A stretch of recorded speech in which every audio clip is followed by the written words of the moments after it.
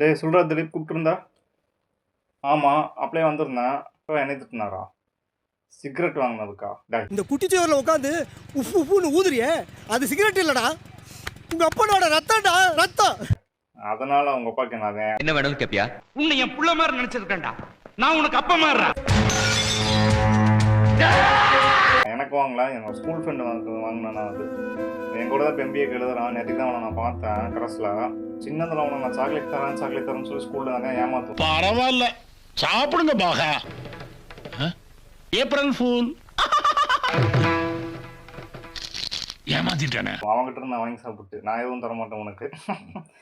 இப்போ அவன் வந்து நேற்றுக்கு பார்க்கும்போது தம் அடிச்சான். அதுக்கு டீ கடைக்கு போகும்போது சரி அதான் அவனுக்கு கிஃப்ட் கொடுக்கலாம் வில்ஸ் இருக்கு, மாணிக் சந்த் இருக்கு, பான் பராக் இருக்கு.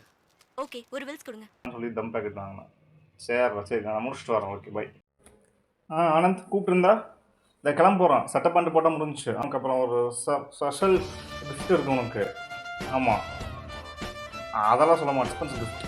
எக்ஸாம் முடிச்சுட்டு கிளம்ப டீ குடி போகலாம், அப்போ தரேன் உனக்கு. Okay bye.